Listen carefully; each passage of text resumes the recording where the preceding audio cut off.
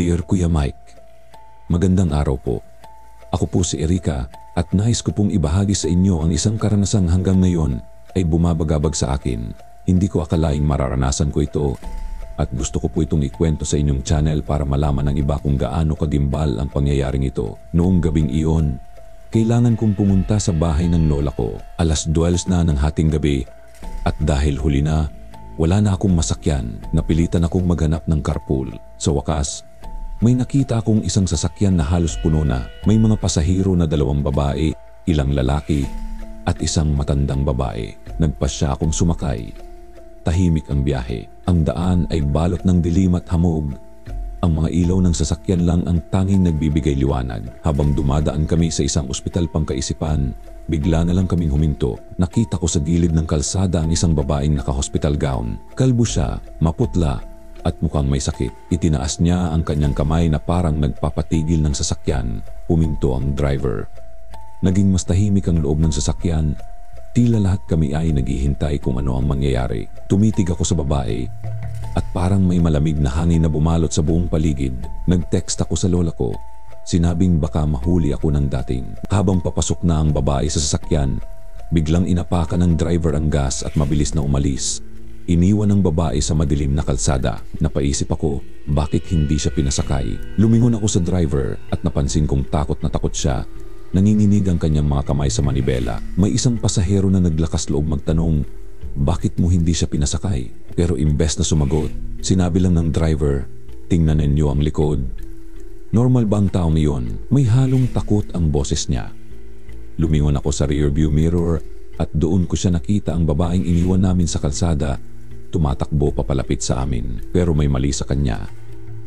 Ang katawan niya ay nakabaluktot ng hindi natural at sobrang bilis ng kanyang pagtakbo. Hindi ko maaninag ang kanyang mukha, pero ang mating kanyang hospital gown ang nagpaalala sa akin ng kilabot. Maya-maya, naramdaman ko ang malakas na kalabog sa gilid ng sasakyan. Ang mga kamay ng babae ay nakahawak na sa bintana. May dugo sa salamin. Halos maubos ang hininga ko sa takot habang sumisigaw ang lahat sa loob ng sasakyan. Sumigaw kami sa driver na bilisan pa. Ngunit unti-unti na naman siyang bumabalik. Papalapit ng papalapit. Bigla na lang mula sa wala, lumundag ang babae papunta sa sasakyan. Hinawakan niya ang pinto at humiyaw ng nakakakilabot. Nakita ko ang kanyang mukha punong-puno ng pasa, matatalas ang ngipin at ang kanyang mga mata ay itim, walang kaluluwa. Halos tumigil ang tibok ng puso ko sa takot. Nanginig ang mga kamay ko at sa reflex, kinuha ko ang backpack ko at ipinukol ito sa kanya. Tinamaan siya sa mukha at natumba siya mula sa sasakyan. Akala ko tapos na. Pero tumayo siya agad at nagsimulang tumawa isang malamig, walang tigil na halakhak habang pinapanood kaming papalayo. Nang makarating kami sa destinasyon, nagmamadali kaming bumaba ng sasakyan. Nanginginig pa rin ako habang pumunta sa isang convenience store para kumalma. Habang nasa counter, iniisip ko pa rin ang nangyari. Ang cashier. Napansin ang pagkabalisa ko at tinanong, ayos ka lang ba? Mukha kang may sakit. Sumagot ako na ayos lang ako at ikinuwento ko na lang na may nakasabay akong babaeng tila baliw sa sasakyan. Hindi man lang nagulat ang cashier. Sabi niya, kilala ko ang babaeng yon. May cancer siya. Nalagas ang buhok niya dahil sa chemo. Nang mawala lahat, nasiraan siya ng bike. Sinaktan niya ang sarili at sinubukang pumatay ng iba.